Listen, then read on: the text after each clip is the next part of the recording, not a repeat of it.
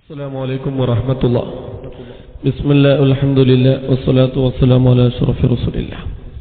ലൈലത്തുൽ ഖദർ വിശുദ്ധ റമളാനിലെ ഏറെ പ്രാധാന്യമർഹിക്കുന്ന രാവാണ് ലൈലത്തുൽ ഖദറിന്റെ രാവ് എന്ന് പറയുന്നത്. അന്നേ രാവിനെ സംബന്ധിച്ച് വിശുദ്ധ ഖുർആൻ ഒരു സൂറത്ത് തന്നെ ഇറക്കിയിട്ടുണ്ട്. ഇന്ന അൻസൽനാഹു ഫീ ലൈലത്തുൽ ഖദർ വമാ അദ്റാക മാ ലൈലത്തുൽ ഖദർ ലൈലത്തുൽ ഖദ്രി ഖൈറും മിൻ അൽഫി ശഹർ. ലൈലത്തുൽ ഖദർ എന്ന് പേര് വെക്കാൻ തന്നെ കാരണം മലായിക്കത്തിന്റെ സാന്നിധ്യം കൊണ്ട് ഭൂമി മുഴുക്കെ ഇടുങ്ങിപ്പോകുന്ന ഒരു സാഹചര്യം അന്നുണ്ടാകുന്നത് കൊണ്ടാണ് ഇടുങ്ങുക, ലീക്കാവുക എന്നർത്ഥത്തിലുള്ള പദമായ ഖദർ ഉപയോഗിച്ചുകൊണ്ടുള്ള ലൈലത്തുൽ ഖദർ എന്ന പദം നിശ്ചയിച്ചിട്ടുള്ളത്. ഏതാണ് ലൈലത്തുൽ ഖദറിന്റെ രാവ് എന്നതിൽ വ്യത്യസ്തങ്ങളായ അഭിപ്രായങ്ങളുണ്ട്. ലൈലത്തുൽ ഖദറിന്റെ രാവ് അവസാനത്തെ 10-ലാണെന്നും ഒറ്റപ്പെട്ട രാവിലാണെന്നതുമാണ് അതിലുള്ള അഭിപ്രായ വ്യത്യാസങ്ങളിൽ അല്പമെങ്കിലും ഭേദപ്പെട്ട അഭിപ്രായം. ബഹുമാനപ്പെട്ട ഹസൻ ബസ്രി റളിയല്ലാഹു അൻഹു 17-ന്റെ രാവിലാണ് ലൈലത്തുൽ ഖദർ എന്ന അഭിപ്രായപ്പെട്ടിട്ടുണ്ട്. ബദർ യുദ്ധം നടന്നത് അതിന്റെ പകലിലാണല്ലോ എന്ന ന്യായം അതിനെ പറഞ്ഞിട്ടുണ്ട്. ബഹുമാനപ്പെട്ട ഇമാം അതാ റളിയല്ലാഹു അൻഹു ബറാഅത്ത് രാവിന്റെ രാത്രിയിലാണ് ലൈലത്തുൽ ഖദർ എന്ന് അഭിപ്രായപ്പെട്ടിട്ടുണ്ട്. പക്ഷേ ആ അഭിപ്രായം ഷാദും പ്രബലമല്ലാത്തതുമാണ്. 21, 3, 5, 7, 9 എന്നീ രാവുകളിലാണ് അത് ഏറെ പ്രതീക്ഷിക്കപ്പെടേണ്ടത്. ഇമാം ഷാഫി റളിയല്ലാഹു അൻഹു 27-ലേക്ക് ആണ് എന്ന അഭിപ്രായക്കാരനാണ്. 27 ലൈലത്തുൽ ഖദർ ആവാനുള്ള ന്യായങ്ങൾ ബഹുമാനപ്പെട്ട ഇബ്നു അബ്ബാസ് റളിയല്ലാഹു അൻഹുവിൽ നിന്ന് ഉദ്ധരിക്കപ്പെട്ടത് ഇമാം റാസി കൊണ്ടുവന്നിട്ടുണ്ട്.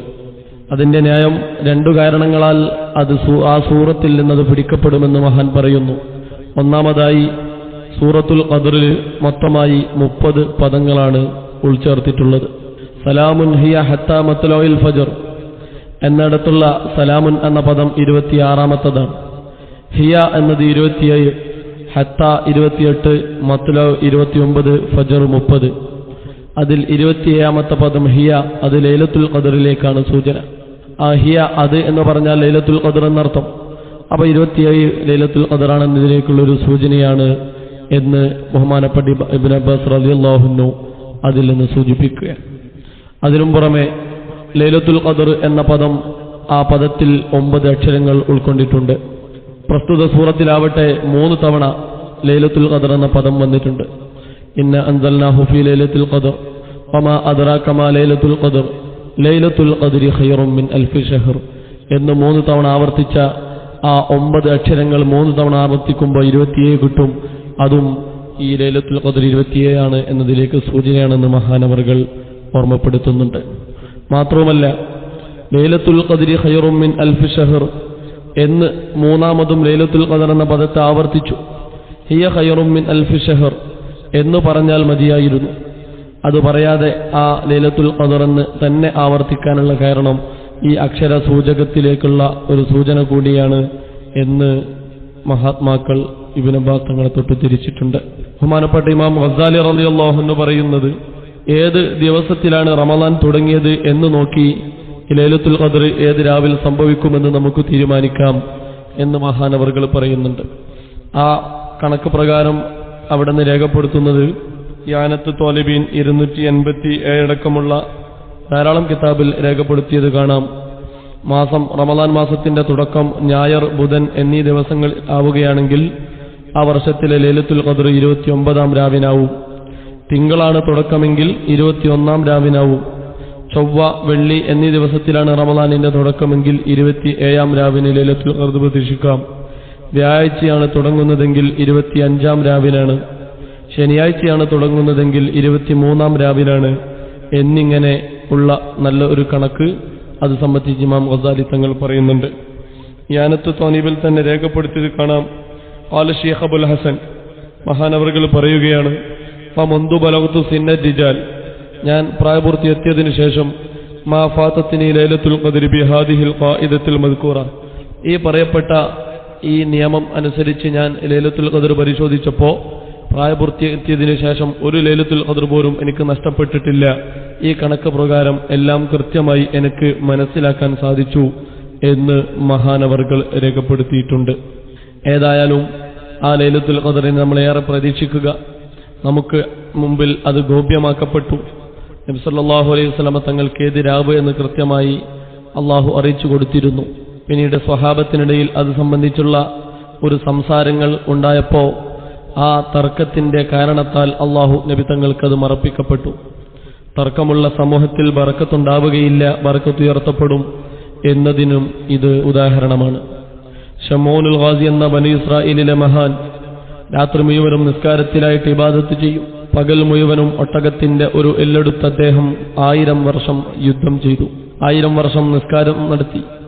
അങ്ങനെയുള്ള ചരിത്ര നിബിധങ്ങൾ പറഞ്ഞപ്പോൾ ഈ ഉമ്മത്തിന് അത് വളരെ കുറഞ്ഞ ആയുസേ ഉള്ളൂ എന്ന ആ ഒരു കാരണത്താൽ ഈ ഉമ്മത്തിന് അല്ലാഹു പകരം നൽകിയതാണ് ലൈലത്തുൽ ഖദറിന്റെ രാവ്. 1000 മാസങ്ങളുടെ അത്ര ശ്രേഷ്ഠത എന്നല്ല ഖുർആൻ പറഞ്ഞത്, 1000 മാസങ്ങളെക്കാൾ ശ്രേഷ്ഠത ഉണ്ട് എന്ന് രേഖപ്പെടുത്തുമ്പോൾ ആ കൂടുതൽ എത്രയുണ്ടാകുമെന്നത് നമുക്ക് തീരുമാനിക്കാൻ കഴിയില്ല. ഏതായാലും ആ ദിവസത്തെ മനസ്സിലാക്കുന്നതിന് വേറെയും ചില അലാമത്തുകൾ മഹാത്മാക്കൾ പറഞ്ഞിട്ടുണ്ട്. അന്നത്തെ ദിവസം കാറ്റ് ശക്തമായി അടിച്ചു വീശുകയില്ല, അടങ്ങിയ അന്തരീക്ഷമാവും. വളരെ ശാന്തമായ അന്തരീക്ഷമായിരിക്കും ലൈലത്തുൽ ഖദറിന്റെ രാവ്. അന്നത്തെ രാവിൽ കൂടുതൽ തണുപ്പ് അനുഭവപ്പെടുകയില്ല, കൂടുതൽ ചൂടും അനുഭവപ്പെടുകയില്ല, കടല് തിളച്ചു മറിഞ്ഞ് അലമുറയിടുകയില്ല. വളരെ ശാന്തമായ രൂപത്തിൽ അന്ന് കടലിനെ നമുക്ക് കാണാവുന്നതാണ്. അതേപോലെ തന്നെ അന്നത്തെ പകല് സൂര്യൻ ഉദിച്ചത് നോക്കുമ്പോൾ ആ സൂര്യന് ശക്തമായ കിരണങ്ങൾ കാണുകയില്ല, മറിച്ച് വെളുത്ത രൂപത്തിലുള്ള പ്രകാശമാണ് അന്നത്തെ സൂര്യന് രാവിലെ തന്നെ ഉണർന്ന് നമ്മൾ നോക്കുമ്പോൾ നമുക്ക് കാണാൻ സാധിക്കുക.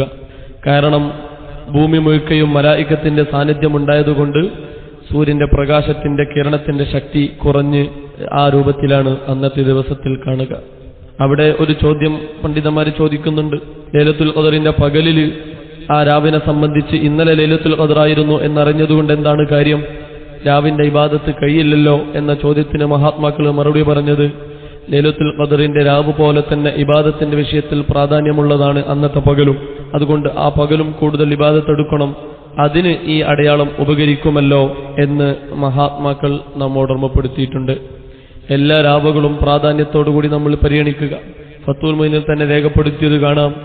റമദാൻ തുടക്കം മുതൽ അവസാനം വരെ ഇശാഇന്റെ ജമാഅത്ത് നഷ്ടപ്പെടാതെ സൂക്ഷിച്ചവനാണെങ്കിൽ അവന് ലൈലത്തുൽ ഖദർ കൊണ്ട് വിജയിച്ച ചെറിയ രൂപമെങ്കിലും അവന് നേടിയെടുക്കാൻ സാധിക്കും എന്ന് രേഖപ്പെടുത്തിയിട്ടുണ്ട്.